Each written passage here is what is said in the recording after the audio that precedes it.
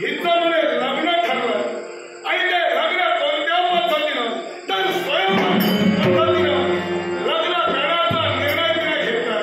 पण आश्चर्य वाटू लागलं. हसणं प्राणाचं निमंत्रण नसेल तर या स्वयंवरात आम्ही जाणार ते कसे. पण याचीच महानगरी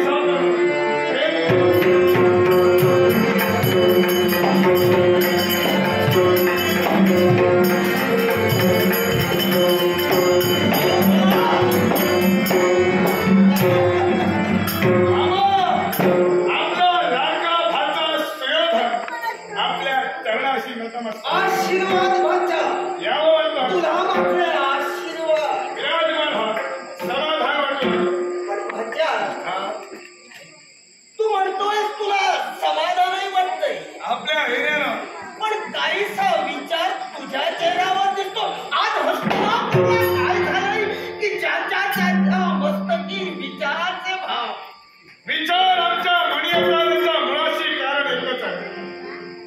कलिंग देशाची युवराणी भागवती हिचा म्हणे स्वयंवर ठरलं आणि या स्वयंवराचं निमंत्रण अद्यापर्यंत या हस्तिनापूरला न आल्या कारणानं आम्ही चिंता तुम्ही हसताय.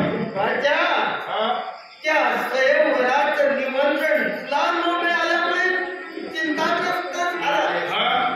पण भाच्या एक लक्षात ठेव. काय अरे या हस्तिनापूरचा दरार कसा आहे की निमंत्रण न देण्याचं धाडस कुणी करू शकणार नाही.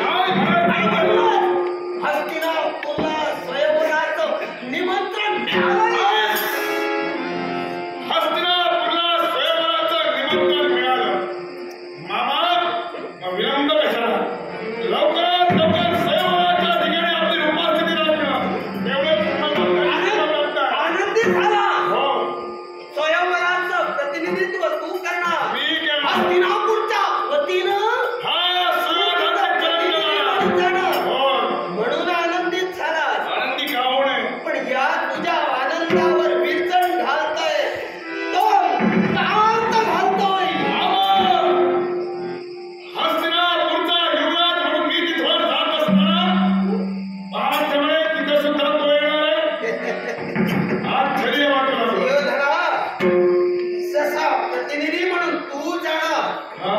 तुझ्या बरोबरीनं त्या स्वयंवरात हस्तिनापूरचा प्रतिनिधी म्हणून तो पार्थ सुद्धा जाणार. मामा पाहतमुळे तिथवर आला असेल तर भानुमतीचं लग्न केवळ या युवराजाशी व्हायला हवं. होय ना? व्हायलाच हवंय. मग त्या भानुमतीचं लग्न तुझ्याच सोबत व्हायला हवंय. कारण तुला कल्पना असेल त्या भानुमती बाबतीत ती थोर वीरांगना आहे. मान्य अस्त्र शस्त्र विद्येत पारंगत. एवढंच नव्हे तर मल्ल युद्धात सुद्धा ती प्रवीण आहे. होय ना? आणि अशी स्त्री जर का या सुयोधनाची अर्धांगिनी झाली असेल तर याच्यापेक्षा सुखद सोहळा आणखी आणि न झाली तर यापेक्षा लांछन तर दुसरं नाही. आणि म्हणून एक लक्षात ठेव. काय करू. साम दाम दंड याचा वापर व्हायलाच हवाय. जर का सरळ हातानं काही मिळालं नाही तर तो हात काहीसा वाकडा करायलाच हवाय.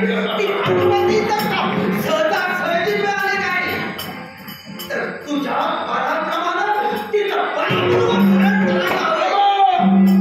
सहजासहजी जर का मिळालं नसेल तर पण प्रसंगी द्वंद्व खेळावं लागलं तरी चालेल. पण अनुमती केवळ या सुयोधनाची व्हायला हवी. होय ना? हो पण यासाठी एक करायला हवंय. काय ते. या स्वयंवरात देशोदेशाचे राजकर्ते भूपती नृपती नृपकुमार सारे उपस्थित असतील. जर का संघर्षाचीच वेळ आली तर तो पार्थ सुद्धा कदाचित तुझ्या विरोधात उभा राहील. म्हणून त्या पार्थाच्या बोलाचा वीर तुझ्या सोबत हवाय आणि देईल तुझ्या रक्षणासाठी.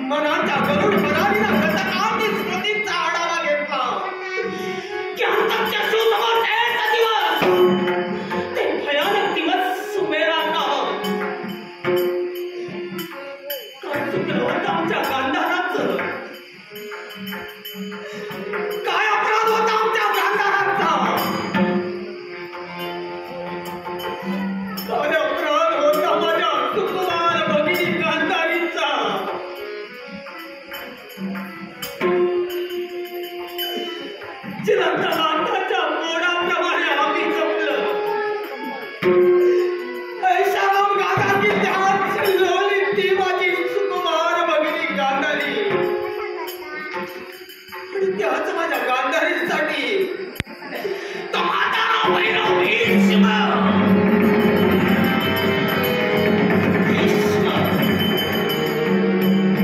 आंधळा कुत्राटासाठी मागणी घालण्यासाठी आला. भीष्माचा महिमा त्यात होता माझ्या मातृपितृ देवतेला. जर का भीष्माच्या मागणीला नकार दिला तर गांधाराचं रक्त वाहत होईल. कित्येक स्त्रिया वैधव्याच्या पंक्तीत बसतील. गांधाराचा सर्वनाश होईल म्हणून माझी माता पितांच्या भीष्माच्या मागणीला नकार देऊ शकले नाही. त्या धृतराष्ट्राचं आणि माझ्या गांधारीचं लग्न ठरलं. लग्नघटिका जवळ आल्या. मंगलवाद्य वाजू लागली. मंत्रघोष सुरू झाले. मंगलक्षता माझ्या गांधारीच्या मस्तकी पडू लागल्या. पण त्याच वेळी माझ्या गांधारीला कळलं आपला भावी पती आंधळा आहे. जर का आपला भावी पती आंधळा असेल तर आपण हे जग पाहिजे नाही म्हणून पत्नी धर्माप्रमाणे ती पट्टी घेतली आणि स्वतःच्या डोळ्यावर बांधली आणि ती आंधळ्याप्रमाणे राहू लागली. इकडे आंधळ्याप्रमाणे माझी सुकुमार भगिनी राहू लागली. लग्नघटिका समीप आल्या. मंगलाष्टका सुरू झाल्या पण माझा क्रोध नावत होता. नाही, हे व्हायला नकोय. हे थांबायला हवंय. विचार करत होतो पण काही सुचत नव्हतं. आणि त्याच वेळी हाती कटार घेतली. रागाच्या भरात घेतलेली ती कटार बसली आणि यमाच्या मांडीत जपून बसली. रक्ताच्या धारा मांडीतून सुरू झाल्या. ती झालेली जखम बरी करण्यासाठी वैद्य औषधी घेऊन समोर आले. त्याच वेळी माझ्या मुखातून शब्द निघाले. वैद्यराज, थांबा. ही जी झालेली जखम मला बरी करायची नाही. माझ्या मांडीवर असणारी जखम मला अशीच बळवत ठेवायची आहे. ही जखम मी बरी करेन केव्हा? जेव्हा समस्त हस्तिनापूरचा सर्वनाश करेन तेव्हा. जय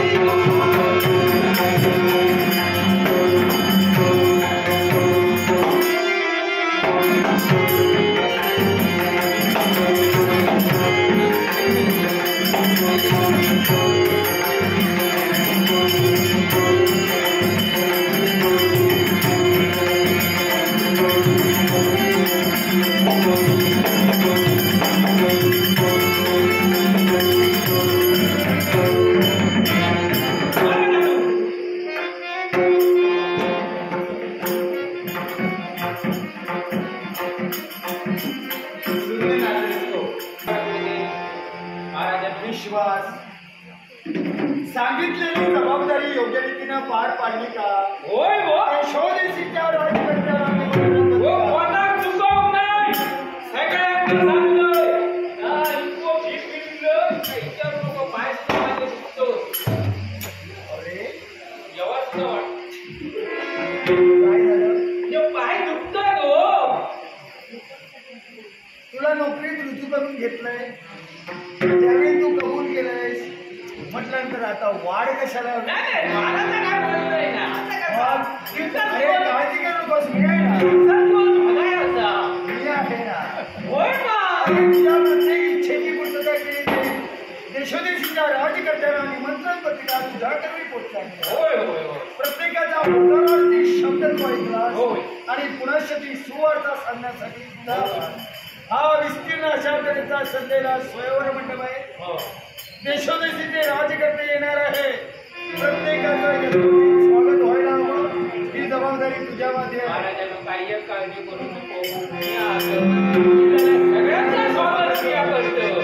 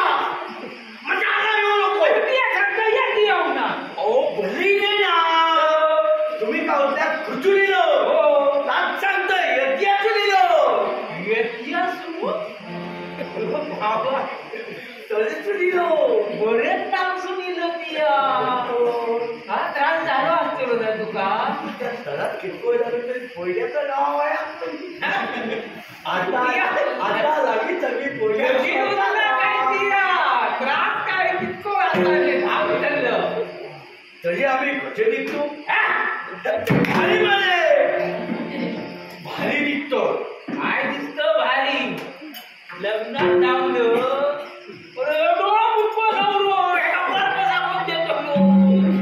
बाबा माझ्या मी दररोज दररोज ये होतोय पण काय दररोज देऊ चालू सगळा उघड उघड सांगावं सकाळी उठते तो वाटे लागलो बाबा साथ घातल्या बाबा साथ किती घालता अजी बाबा माझ्या दुधात काढून काय होतो तो धावत धावत गेलो तो तांबलो घेऊन येलो आणि असो मी बसलोय पाणी मारतोय हात घालतोय की हात मारल्या मी हळद मारून दिलो हळद मारता हळद ऐका बाबा धावत जीव घेऊन येलो जी हळद जो मारता जीव घेऊन येलो बाबा आणि मी असे बसलो मग आणि जीव घेऊन बघतोय का तो रेडो होतो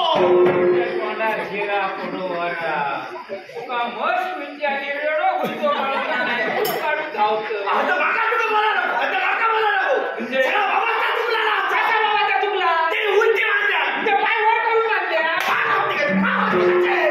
मी बरोबर बोलतोय माझ्या काही चुकला नाही बाबा उलटी मारल्या म्हणजे चार पाय वर केले आणि बांधल्या मी आता जातो जाऊ नको जरा थांब उलटा सांगता उलटी बांधल्या तुला बरोबर बोलतोय मी काय बरोबर बोलतो आता बघा हा. आम्ही मच्छी इच्छा बांधतो हा. हेड्या इच्छा बांधतो बाबा नेड्या घड्या बांधल्या मच्छी काढा बांधतात आम्हाला गडबड चालू आता बेदी पचार आलोकाचं उठलेलो आलोकाचं पटकन माझ्यात गेलो चुकलं पण काढले ना घातलं हा म्हणजे म्हशीच्या नाक्यात रेडो आणि रेड्याच्या नाक्यात बाबाचा चुकला हा त्या बाबाचा चुकला. माझं डोळं बरं जातं काय वाटणार नाही नका दिसता हो दिसता त्या डोळ्यात दिसत ह्या डोळ्यात ना घरी दिसता काय सांगा नको खरा बोलतं फक्त काळं पडलो हो तुझा इतिहासचं नाव काय तुझा हा दीपू भोगाईतर दीपू भोगाईतर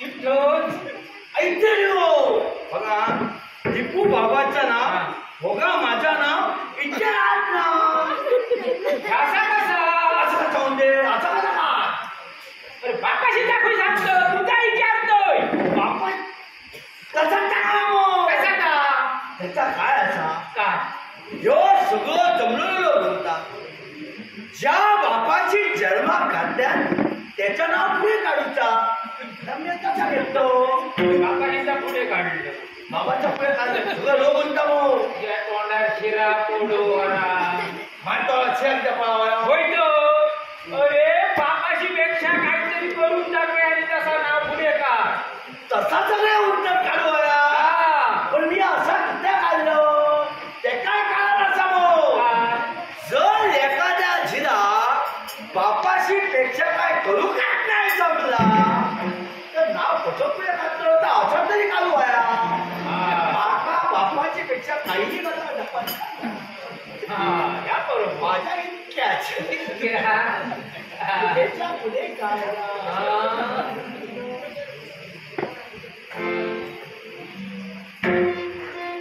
संशय माझ्या तुझ्या बघितला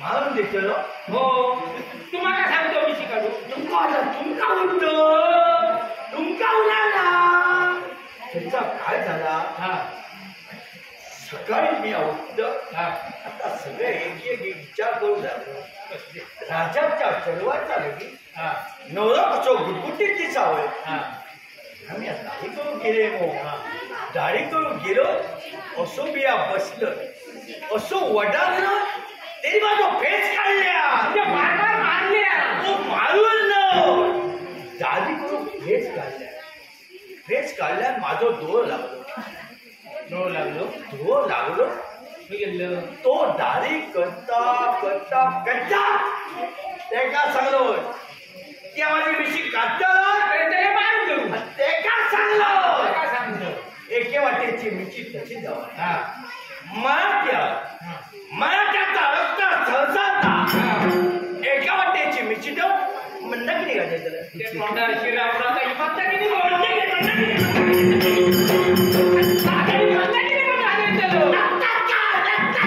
बरी असाची म्हणता की म्हणता सारखी शिकायचा म्हणता की एक सांगतो मरे तुम्ही कसं ऐकलं एका वाटायची चितो म्हणता की नाही हा म्हणजे मर्दानगी ती घालायचं हा म्हणा एका वाटायची मिशी तशी तशीच ठे तशीच होय आणि ही काढी तंत्र आता ते आता हे नाही काढतोय नको तरी हळू कुठे ह्या बरा पडत त्याला बाहेर त्याला नाकात तसा काय बोलतोय ना तरी हळू कसं गुटगुटी राजा काय नाही अरे ना सांगा हा बोलता ना आमच्या गावात भारी नाही आमचं काय तर मारून दे त्याला जाऊन बाई नाही तर तिला त्याला कसो काय सांगतो हे बाई नो बाई असे गोल गोल गोल पाण्याचे बाई नाही असत असे गोल गोल गोल सगळे टपके अशी झाला वतमानेली तो बालपणात कुत्ता त्या कुत्ता तुझ्या हौसा कुत्ता नाही आता काय सांगताय तुमका मी आता बघा सांगताय असे गोल गोल गोल पाण्याचे बाई नाही असत असे गोल गोल गोल सगळे डबके अशी झाला वटपाणी तो बालपणात कुत्ता त्या कुत्ता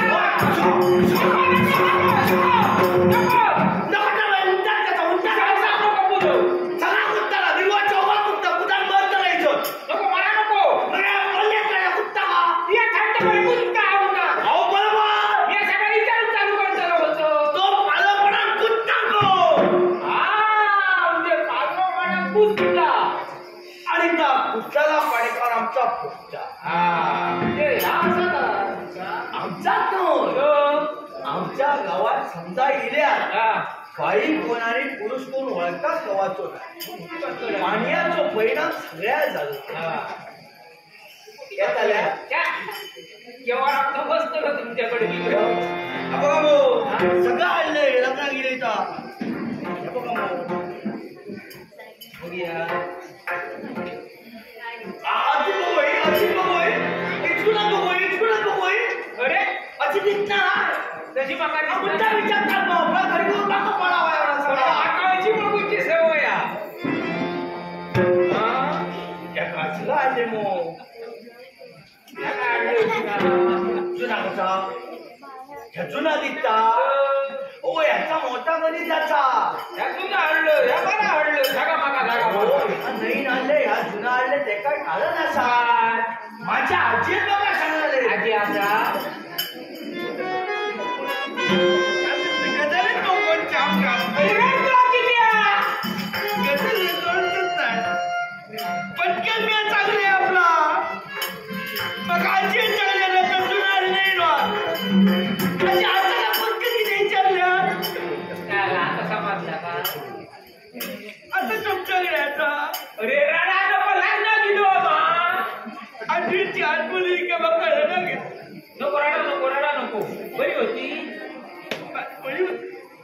मग वयानं खडक लावली हो ते लक्ष देऊन नसतं खंडी आजीची आठवली का बघा हेडा घेतला आजी पुढच्या मोठा नाही म्हणूनच रडतो आजी काय द्यायला नाही द्यायचं मग आजी होईल हा आजीचं नाव काढलं नको राणा आता पळून उरायचं नाही आजी बाजूलाच आहे ना आणि मी तुला किती बोललो खरंच मग आजीच चांगले जिना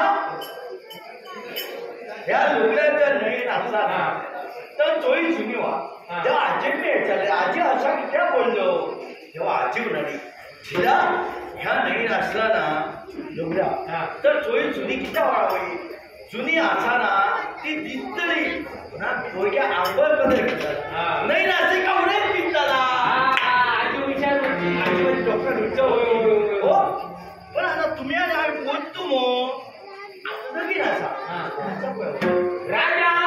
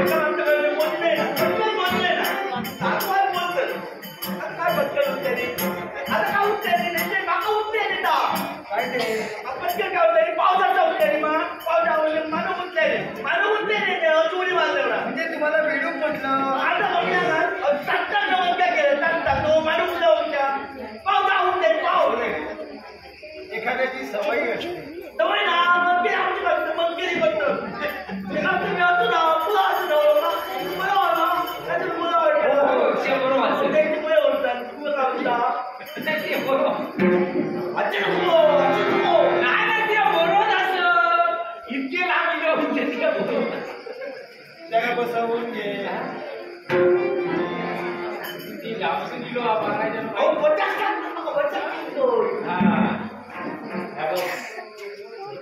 गोचर बसा पाया सगळं बघतलं ते सगळं वरती बघताय मी सगळं बघतलो हा खाती कसो असं सगळं वरती बसते ना वडे ये बघ विसर बसले तर तुझंच फायदो असता हा या बघ कोणाक सांगा नको मी तुका सांगलंय त्या हा अजिबात बोला ना पण माका माहिती हा कसा जीव काळजी विकेली तू विसरत घेतली हो बोलो आणि तुझ्यासारखं नवरो म्हणजे कोणच नाही दिसणारो असं तू सुंदर दिसणारो एकटो जाओ होईत कोणा लागतो नाम तू काय सांगते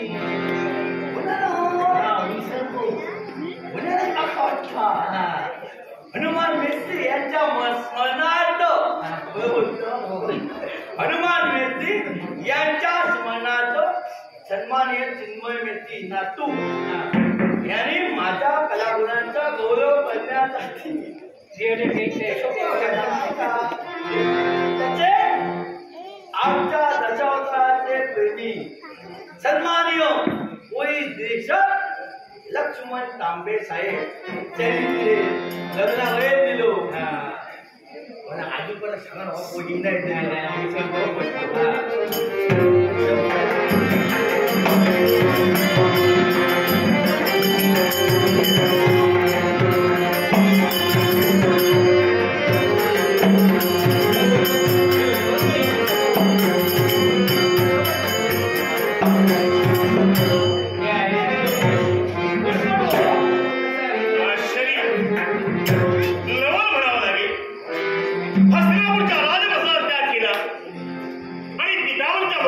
शब्द ऐकले म्हणजे पेंग देशातून कुंकुम रहित निमंत्रणवतीला हस्तिनापूरच्या राजवासापर्यंत आमच्याकडे एका क्षणी संदेश मिळाला आणि तो संदेश मिळता क्षणी पत्रिकेचा अवमान होणे अपमान होणे या महत्वाकांक्षेनं या कलिंग देशापर्यंत आमचं आगमन झालंय.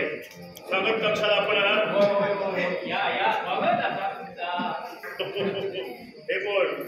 हे कोण जेवायला आले सर म्हटल्यानंतर मला पसंतीचा सर आहे. मला वाटेल बुद्धीला पटेल का सौंदर्याला शोभेल अशा वराच्या कंठी प्रेमात प्रेमाला अर्पण करून नवरदेव बरेच आलेले आहे आणि येता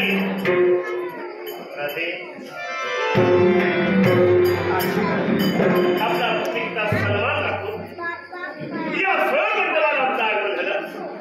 कलिंग देशातलं पाहिलं असेल महाभयंकर विस्तीर्ण मंडळ उभारला गेला. अत्राचे खडे भौतिकाच्या डोळ्यात आणि एवढाच नव्हे तर पुढे पूर्ण सुद्धा उभारली गेली. आपल्या पत्रिकेचा मान राखून आमचं आगमन झालं. असं नसतं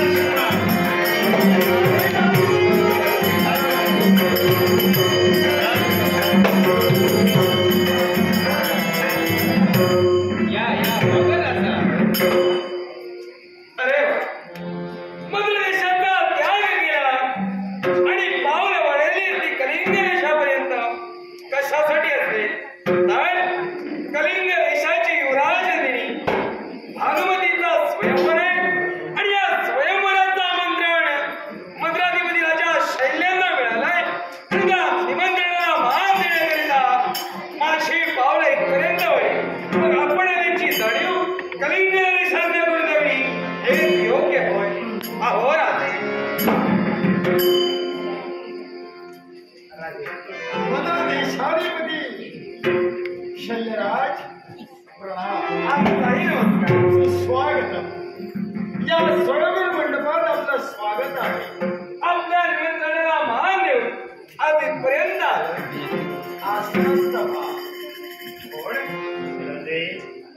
आम्ही थांबलो सरळ मंडपात मोठ्या महत्वाकांक्षेनं मला आश्चर्य एका गोष्टीचं वाटतंय. कोणत्या गोष्टीचं? आम्ही भाषा नात्याला लग्न मंडपावर उपस्थित आहोत पण मधुर देशाधिपती शैलराज म्हणजे आमचे मामा या लग्न मंडपावर उपस्थित असताय. मामा आहे आशीर्वाद. अजून काही नाही यायचं.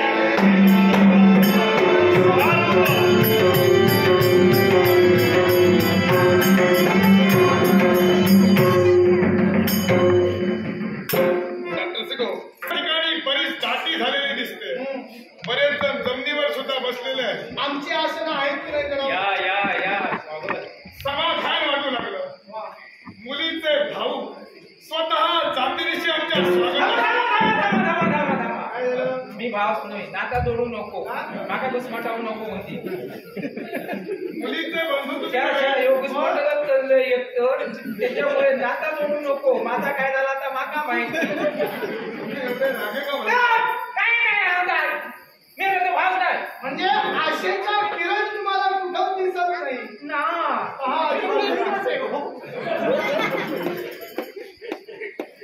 इथं उभा तिथं काही मिळत नाही कसा काय आश्वासन आणि मी वाटेत लागून झालो ते. तिथून जरी गेला तरी या राज्याचे तुम्ही सेवक काय जाऊ शकत. सेवक आहात ना? होय होय या स्वागतासाठी उभे राहिला. होय होय धन्यवाद वाटतो लागलो. हो या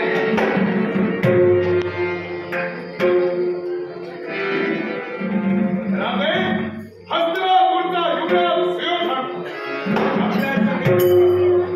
मंगलमय आशीर्वाद. सुस्वागत. आसनस्थ अंग देशाचा राजकर्ता कर्ण स्वागत आहे. आसनस्थ व्हा.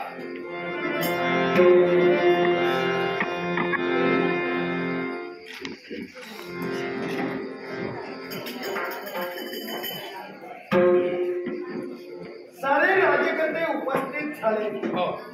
अर्थात स्वयंवराला प्रारंभ करायला हवा. यासाठी माझी बा भानुमती हिला या स्वयंमंडपात घेऊन या.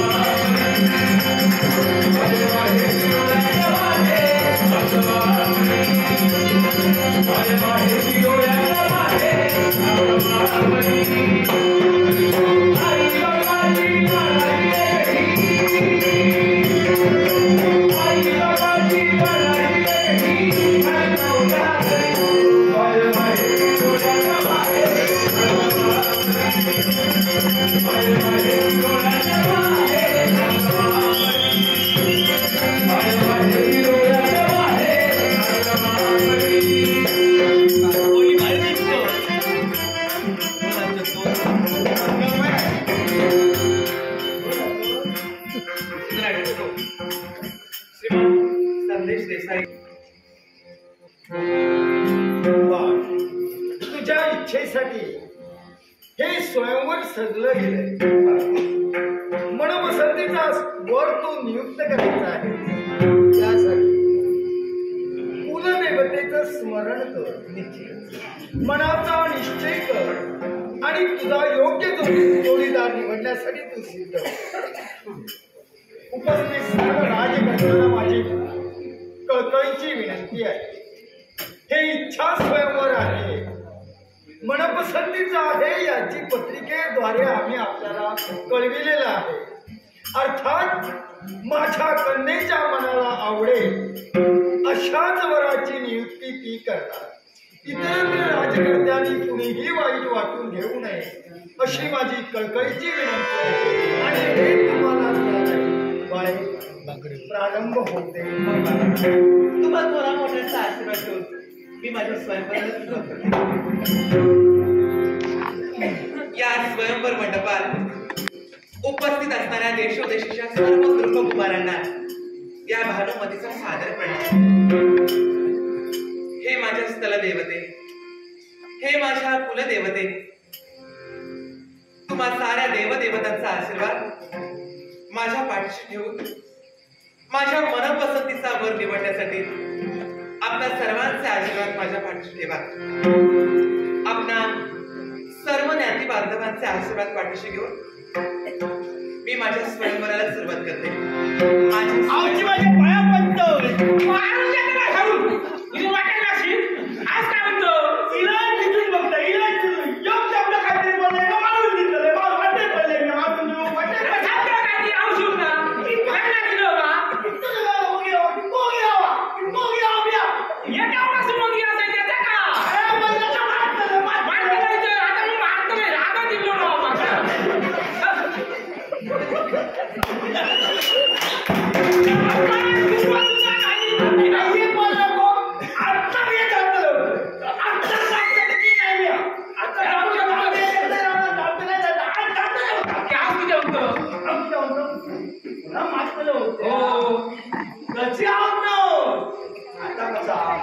राजाच्या जन्माचा जो नवरो आवडतो त्याका मारला नवरो कसं गुटगुटीचा नवरो गुटगुटीचा मी आवडले का माका मार घातला मार घातल्याकडे घरात घेऊन जातो घरात घेऊन गेलो या वरात जाऊन गेल्या का त्याका एका पोळगी लागली पोळगी जेव्हा बोलासारखी लागते तेव्हा त्याका आव जरी माका बापून होते पोळग्याची आव लागला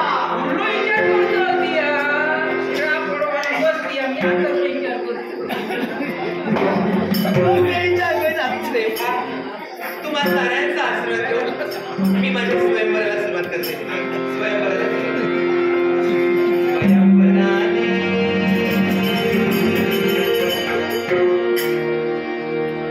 मंडप सजला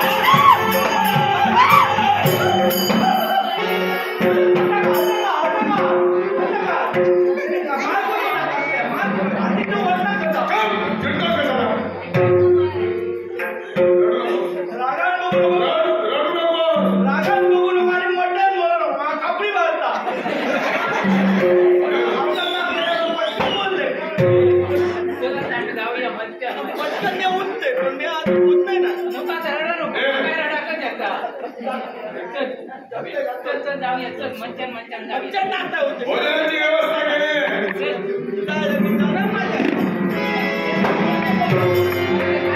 शिरोधानी या प्रकाराचा अर्थ काय? राजे, भरलेल्या स्वयंवर मंडपाच्या ठिकाणी मी तुमच्या कन्येचा हस्त पकडला म्हणून तुम्हाला वाईट वाटलं. साहजिक आहे. राजे म्हणला, मला ऐकायचं, या विश्वाच्या ठिकाणी क्रिया पहिल्यांदा घडते की प्रतिक्रिया पहिल्यांदा?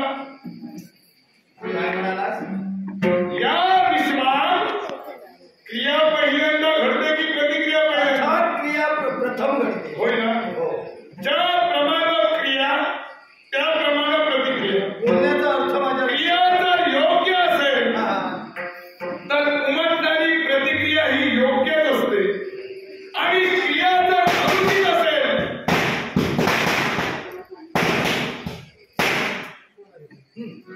तर उमटणारी प्रतिक्रिया सुद्धा अनुचितच असते. होय ना? अर्थात भरलेल्या स्वयंवर मंडपाच्या ठिकाणी प्रत्येक पुरुषाच्या समोर तुमची कन्या जात होती. हा. हस्तिनापूरचा युवराज म्हणून मी तिथं विराजमान होतो. मग माझ्या समोर येऊन तुमची ही पोट नाक मुरडते म्हटल्यानंतर मग तिला मी हस्त पकडला. काय चुकलं माझं? फार मोठी चूक झाली. कशी काय? तिनं तुमच्याजवळ पाहून नाक मुरडलं.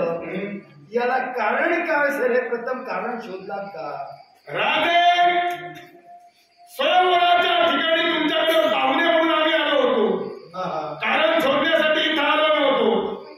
भरलेल्या स्वयंवर मंडपाच्या ठिकाणी नाक मुरडण्यासाठी तुमची अर्वाच्य कोण तत्पर ठरली म्हटल्यानंतर मी हस्त पकडला तर माझी चूक हे तुमचे शब्द मुखातून बाहेर पडले का?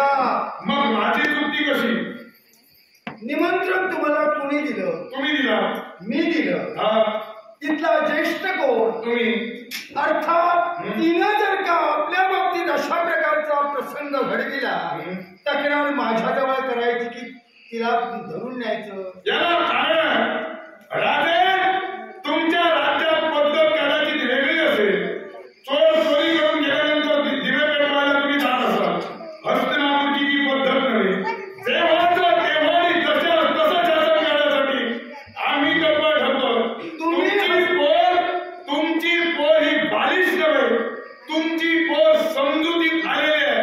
मग भरलेल्या स्वयंवर मंडपाच्या ठिकाणी पाहुणे म्हणून भालेल्या वराचं नवे नवे तर नृपवराचं अपमान करण्याचा तुम्ही काय ठेका घेतला असेल का? हस्तिनापुरात तुम्ही वास्तव्य करता. तुमची संस्कृती काय आहे हे तुम्ही मला सांगू नका. राजे, आमच्या संस्कृतीवर बोट ठेवण्यापेक्षा भरलेल्या स्वयंवर मंडपाच्या ठिकाणी तुमच्या पोरीकडून ही चूक घडली ही मान्य करायला हेच लागेल. म्हणायचं आहे. यदा कदाचित माझ्या कन्येकरवी चूक घडली. हा. ती चुकीची आहे हे मी मान्य करतो. पण त्याचबरोबर तुम्ही केलात ते बरोबर आहे असं आहे का? निश्चितच माझ्या मताला समजा आहे. कारण जिथं तिथे चूक घडली म्हटल्यानंतर हस्त पकडून निदर्शनाचा निर्णयाचं कर्तव्य केलं. काय चुकलं? फार मोठी चूक झाली. काय करायला हवं होतं? तिनं चूक केली. ही चूक तुम्ही माझ्या निदर्शनास आणून द्यायला हवी होती. आणि ती जर मी मान्य केली नसती तर कदाचित तुम्ही केलेला प्रसंग योग्य होता. राजे, हस्तिनापूरचा युवराज इथं आलेला जर तुमच्या कन्येला मान्य नसेल तर वधू कक्षात जाऊन तुम्हाला तिने सांगायला हवं होतं. होय ना? मग वधू कक्षात न सांगता भरलेल्या स्वयंवर मंडपाच्या ठिकाणी एखाद्या युवराजाचा अपमान करावा आणि तो अपमान मी निमूटपणे सहन करू नंतर मी तुम्हाला सांगावं हे तुम्हाला तरी उचित वाटतं? स्वयंवराच्या पूर्वीच मी प्रत्येकाला सूचना दिली. हे मनपसंतीचा स्वयंवर आहे. माझ्या कन्येच्या मनाला वाटेल त्या वराची ती नियुक्ती करेल. हाती वरमाला घेऊन ती सर्व या स्वयंवर मंडपात फिरत असताना तुमच्या जवळ पाहून तिनं नाक मुरडलं, तोंड मुरडलं असं तुम्ही म्हणता. कदाचित तुमच्याकडे पाहून तिला काहीतरी वाईट दिसलं असेल आणि म्हणून तिनं तसं केलं असेल. त्याबद्दल मी तुमची क्षमा मागतो. राजे, तुम्ही जर क्षमेवर निभावत असाल तर मी सुद्धा तुमच्या कन्येचा हस्त पकडलं. मी सुद्धा तुमची क्षमा मागतो, पण क्षमेवर भागणार नव्हे. कारण याच्या मुळाशी कारण जर काय असेल तर तुमच्या पोरीवर तुम्ही संस्कार करताना कमी पडलं असं वाटलं. ठीक आहे, माझ्या कन्येवर संस्कार करायला मी कमी ठरलो.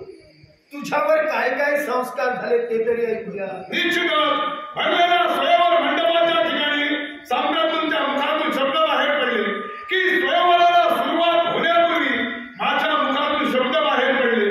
मन पसंतीचा स्वयंवर आहे. माझी कन्या माझ्या कन्येला जो वर पसंत पडेल त्याच्या कंठी मी वरमाला घालेल. राजे, हे तुम्ही नमूद केला होता. अर्थात पत्रिकेत तुम्ही नमूद केला होता ते सांगण्यासाठी कर्म ठरला. मग आलेल्या नृपवनांचा अपमान करणार हे तुम्ही नमूद केला होता की का? याला अपमान म्हणत नाही. काय? हा दोष तुमच्या अंतर्मनाचा आहे. कसं का? आपण कुणाला कोणत्या दृष्टीने पाहतो याला महत्व आहे. मी काय म्हणालो, तुमच्यावर काय संस्कार राजे, हेच जर तुमच्यावर ऐकायचं. ठेवूया. माझ्या दृष्टीत म्हणे भरम झाला. माझ्या दृष्टीला बघण्याची पद्धत चुकली. हे तुमच्या बोलण्याचे अर्थ असे वाटू लागले मला. होय ना? बोला. आलेले ते सारे इथं आले ते भोजनासाठी आलेले नाही, ते स्वयंवरासाठी इथं आलेले आहे. मग स्वयंवरासाठी आले आहेत म्हटल्यानंतर भानुमती ही माझीच व्हावी ही इच्छा प्रत्येकाच्या मनात असणार का? मग तुम्हाला तसं का वाटलं? का आता कोण नाक मुरडलं म्हटल्यानंतर मला राग आला. समजा. नाक जर मुरडलंच नसतं हस्तपकायचं तुम्ही माझ्या कन्येवर संस्कार करायला मी कमी ठरलो असं म्हणाला. मग तुमच्यावर संस्कार झाले ते काय झाले? समजा या स्वयंवर मंडपात तुमचा अपमान माझ्या कन्येनं केला असं तुम्हाला वाटलं. तुम्ही माझ्या निदर्शनास आणून द्यायला हवं होतं तरी ये न पेक्षा स्वतःचं आसन सोडून उठून जायला हवं. राजे, आसन सोडून जायला अक्कल वाटावी नव्हे. एवढंच नव्हे तर धरून आणून बसविलेला मी नव्हे. हस्तिनापूरचा युवराज म्हणून मला सन्मानाला मी इथं आलोय. जर मानस सन्मानाने मग जर अपमानच करायचा होता साऱ्या नृपवनांसमोर, जर हस्तिनापूरचा युवराजाचा जर अपमानच करायचा होता तर काय निमंत्रण नसतं. अपमान करायचा असता तर आम्ही तुम्हाला निमंत्रण दिलं. मग जाणून बुजून अपमान करायचा वर कोणत्या क्षणात निमंत्रण दिलं असा माझा आरोप तुमच्यावर आहे. आरोप तुम्ही वाटेल तो करा, पण तुमचा आरोप स्वीकारायला मी तयार नाही. मग स्वीकारायला कारण आहे हा? हस्तिनापूरचे युवराज तुम्ही, हो. भविष्याचे वारसदार. भविष्याचा वारसदार कसा वाटतो हे आता कळू लागलं. हस्तिनापूर तुम्ही सांभाळणार असाल तर अशा तऱ्हेची वर्तन तुमच्याकडून घडली तर भविष्यात प्रजेला न्याय काय देणार? राजा, भविष्यात मी प्रजेला न्याय काय देणार याच्यापेक्षा राजकर्त्याची कन्या सर्वसामान्य व्यक्तीची कन्या नव्हे. राजकर्त्याच्या कन्याच्या मुखातून जर हे शब्द बाहेर पडत असतील पण ती दुसऱ्याचा भेद फक्त माझ्या कन्येनं अपशब्दानं आपल्याला धारण केलेलंच नाही. तुम्हाला पाहून कदाचित तिनं स्वतःची दृष्टी वक्र केली असेल. मग राजे, तिच्या मुखातून अर्वाच्य शब्द बाहेर पडले नाही. मग माझ्याही मुखातून अर्वाच्य शब्द बाहेरच पडले नाही. पण केलेली कृतीला काय म्हणायचं? मग मी जर केलेली कृती तुम्हाला चुकीची वाटते तर तुमच्या सुद्धा कन्याला केलेली कृती ही चुकीचीच आहे. मान्य केली माझ्या कन्यानं केलेली कृती जर का चुकीची असेल त्याबद्दल तक्रार तुम्ही माझ्याजवळ करायला हवी. तक्रार तुमच्यापाशी न करता हस्ता क्रोधाचा जरा पकडला. क्रोध आल्यानंतर कृती जर अनुचित होती म्हणूनच हस्त पकडला. कृती जर योग्य असती तर हस्त पकडण्याचा प्रश्नच उद्भवला नसता. क्रोधाला आवर घालणं हे नृपाचं कर्तव्य आहे. मग भरलेला जर युवराज असाल तर युवराजाला हे शोभा देत नाही. मग युवराजाला जर का शोभा देत नाही हे शब्द तुमच्या मुखातून बाहेर पडतात मग युवराजाने केलेली कृती ही तरी तिला कुठे शोभा देते? मी त्याबद्दल क्षमा मागतोय. मग राजा क्षमेपुरता होणार नाही. जिथं भरलेल्या स्वयंवर मंडपाच्या ठिकाणी हस्तिनापूरच्या युवराजाचा अपमान केला तिथं हस्तिनापूरचा युवराज तुम्ही म्हणून अपशब्दानं मी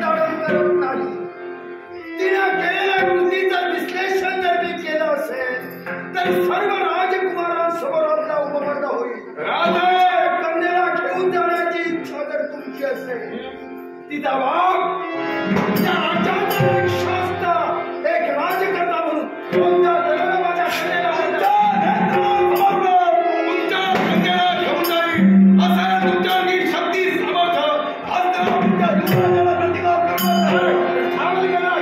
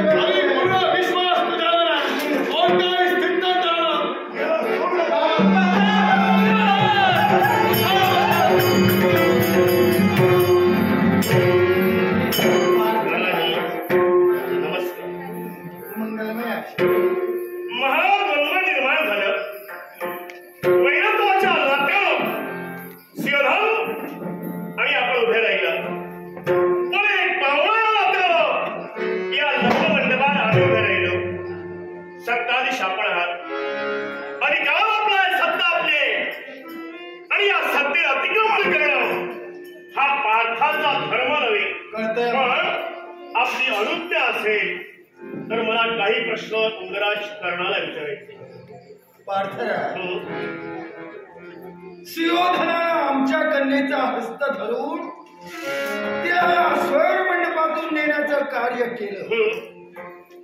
त्याला दुजोरा देण्यासाठी जर का अंगराज करणं तत्पर होत असेल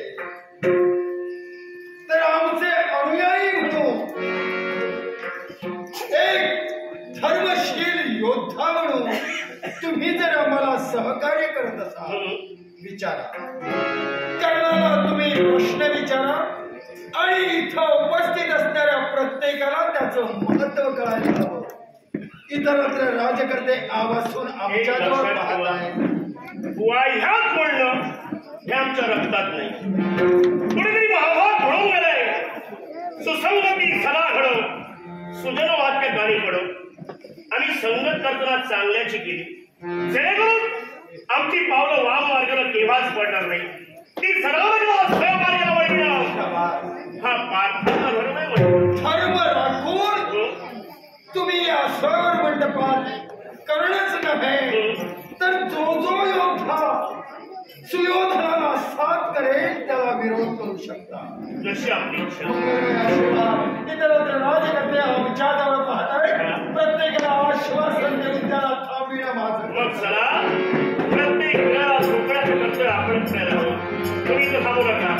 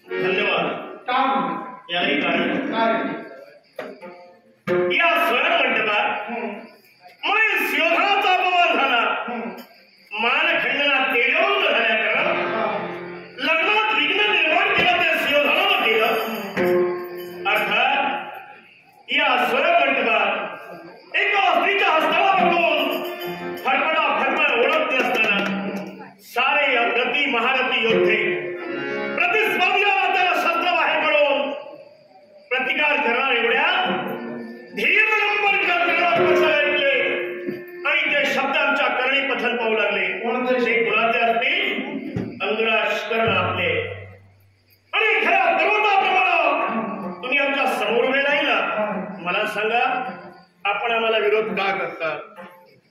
पार्थराज, मी जो इथं विरोध करण्यासाठी उभा राहिलोय, माझा विरोध तुम्हाला नव्हे. मी जो इथं उभा राहिलोय तो कुणाला विरोध करण्यासाठी नव्हे, तर माझ्या मित्राला दिलेला शब्द पूर्ण करण्यासाठी आणि माझ्या मित्राला सहकार्य करण्यासाठी अंगराज करणा इथं उभा राहिलेला. मित्र प्रेम कशाला म्हणतात? माता ममतेची, भगिनी धनाची, स्त्री संगतीचा आणि मित्र प्रेमाचा.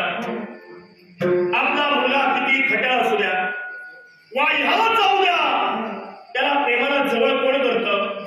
आईशिवाय दुसरं कोणी करू शकणार नाही. भगिनी धनाची, भावाजवळ जोपर्यंत धन, द्रव्य, वस्त्रंगा, हेम आणि वैभव संपन्न आहे तोपर्यंत एखादी बहीण भावाला विचारणार आणि दारिद्र्य आपली झाला असाय आपल्या द्वारावर सोबती करणार नाही. स्त्री संगतीचा लग्न झाल्यानंतर प्रत्येक स्त्रीला सवय असतं आपला नवरा आपल्या मुठीत असावा. आणि मित्रप्रेमाचा अंगराज, मित्रप्रेम कसं असावं? स्वार्थी की निस्वार्थी? निश्चितच निस्वार्थी असावं. होय ना? मग तुमच्या मनात आणि शिरोधराच्या मनात स्वार्थ निर्माण झाला. स्वार्थ? कोणत्या गोष्टीचा स्वार्थ? एकच आठवतो प्रसंग. वासंती पौर्णिमेचा दिवस होता. सारे राजकुमार आपली शस्त्र स्पर्धा दाखवण्याच्या महत्वाकांक्षेनं आखाड्यात उतरले. प्रत्येकाला आपल्या युद्धाच्या औषध दाखवण्याचा प्रयत्न त्यावेळी तिथं केला. अंगराज, आपण ते पराक्रमी पाहिलं, आपल्या सरसंघाला पाहिलं. त्याच वेळी आपलं युद्ध कौशल्य दाखवण्याच्या महत्वाकांक्षेनं आपण आखाडा उतरण्याचा प्रयत्न केला. जबरदस्त असेना आपलं युद्ध कौशल्य शिरोधराला पाहिलं आणि त्याच्या मनात स्वार्थ निर्माण झाला. उदय नजराला प्रतिस्पर्धी म्हणून धनुधारी पाच आपल्या समोर उभा राहिला असेल तर त्याचा ती महत्व करणारा एकच हिरा आहे आणि तो हिरा कोणता असेल? रंगराज कर्ण हो. रंगराज, तुम्हाला त्यांनी स्वार्थापोटी जवळ केले आणि तुमच्या मनात स्वार्थ का निर्माण झाला तो तुम्हाला माहित नसेल कदाचित. ज्यावेळी वासंती पौर्णिमेच्या दिवशी ईश्वराचार्य, कृपाचार्य, द्रोणाचार्य यानं तुम्हाला विरोध केला, ही जी शस्त्र स्पर्धा आहे ती जातीवंताची आहे. अश्वाचा खरा करण्याची नव्हे, रथाचं सारथ्य करण्याची नव्हे. होय ना? आपला अपमान झाला.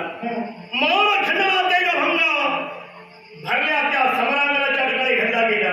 त्याच वेळी अंगराज कर्ण शिरोधरानं अंगदेशाचं साम्राज्य आपल्याला भार केलं आणि अंगराज कर्ण म्हणून आपला गुणगौरव केला. तुम्हाला राज्य मिळावं हा तुमचा दुसरा स्वार्थ आहे.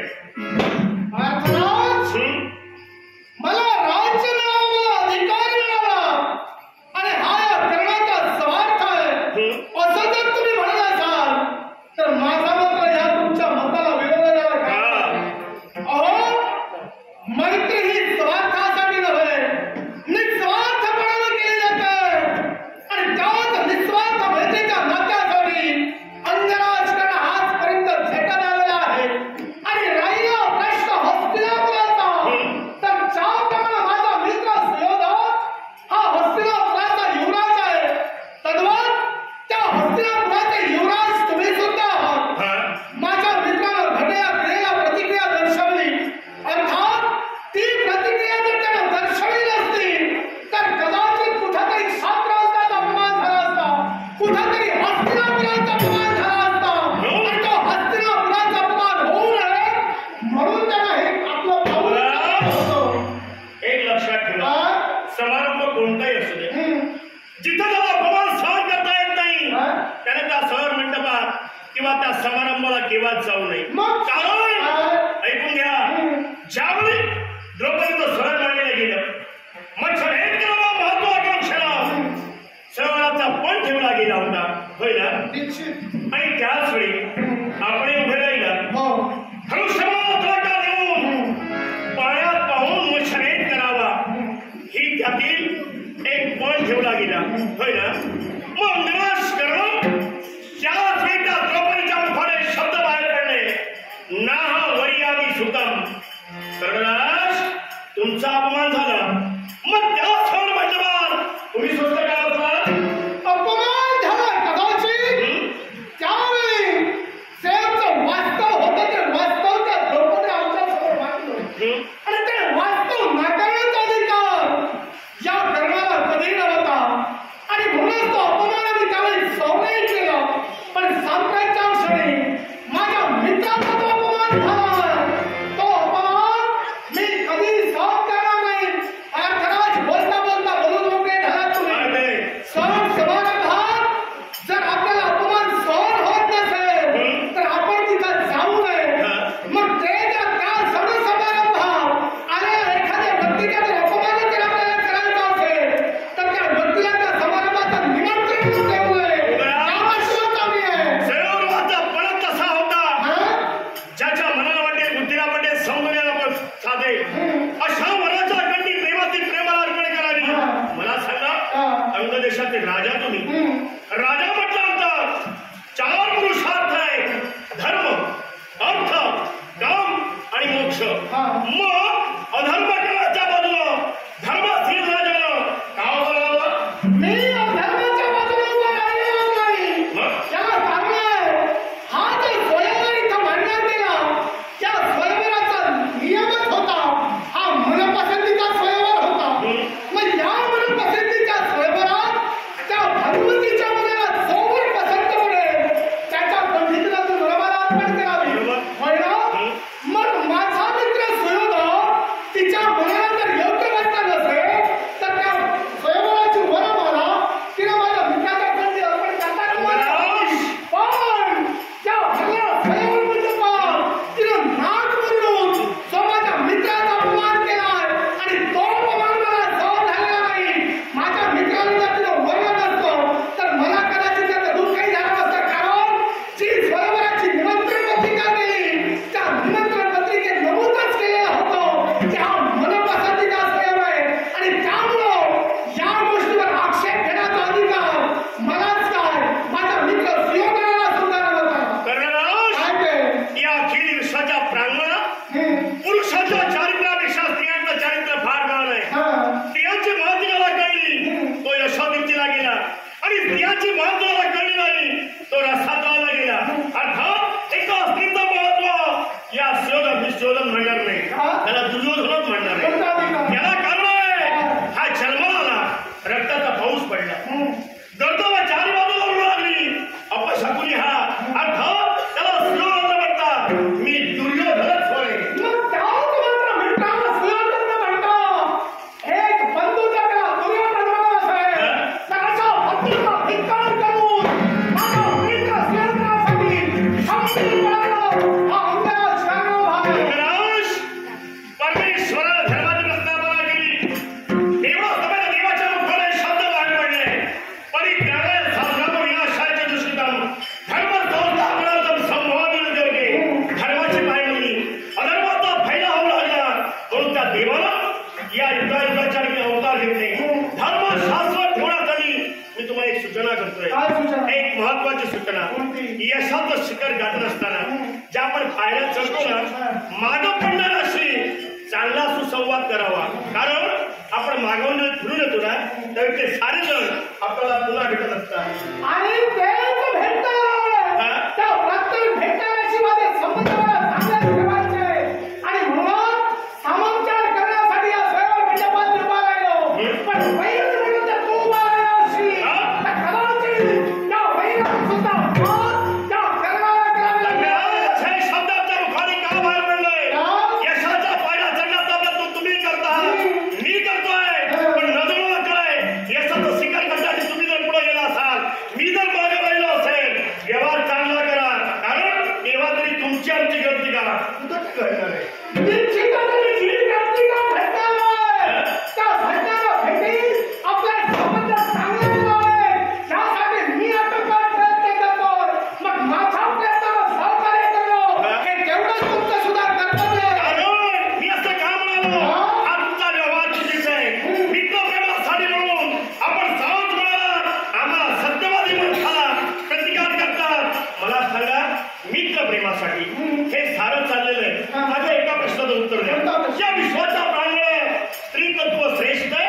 की मित्रप्रेम श्रेष्ठ आहे? निश्चितच स्त्री तत्व श्रेष्ठ आहे. तुम्ही विरोध काय करता? स्त्री तत्व जर श्रेष्ठ असेल तर याचा अर्थ स्त्रीला भरण्यासमोर पुरुषाचा अपमान करावा असा कधी होत नाही. हे शब्द आमचे नव्हे. या शब्दाची जाणीव मी तुम्हाला करून दिलेली आहे. कारण कर्नल तुमचा शब्द आम्हाला आठवू लागले. या अखिल विश्वाच्या प्रांगणात स्त्री तत्व श्रेष्ठ आहे, मित्रप्रेम श्रेष्ठ नव्हे. आणि तेच स्त्री तत्व श्रेष्ठ मानून मित्र प्रेमाला जर तुम्ही तुच्छ करत आहात तर तेच मित्रप्रेम या विश्वाच्या काही कोणत्या श्रेष्ठ आहे हे अंतरात्मा विश्वास आहे. सत्याच्या मार्गे जवळ धनुधारी पाठ करी अधर्माला केव्हाही प्रोत्साहन देणार नाही. मेलो तर गेलो. सगळ्यापर्यंत विचार एक रीत केव्हाच केला असतो. उदय झालेले बघतील एक स्त्री तत्व असतो. प्रार्थनात्मक पंचकर धारातील ती ढवून घे. मग माझ्याही बाबतीत तेच म्हणतील. हे निष्कामची लोक म्हणजे मैत्री करतो. होता होऊन गेला पण मैत्रीसाठी अवलंबून घेतला. मग तेच मैत्री करतो. शिवाय खर्चाचा खेळ असेल प्रेमाने म्हणून प्रतिस्पर्धी म्हणून आमच्या समोर उभे राहिला. सत्याच्या मार्गाला चला. अविचार करू नका. जीवनात कल्याण होईल. तो विचार मी करतो. तो अविचार नव्हे. आणि हा अविचार जर तुमच्या मनात असेल तर या अविचारावर मान आणि कोणता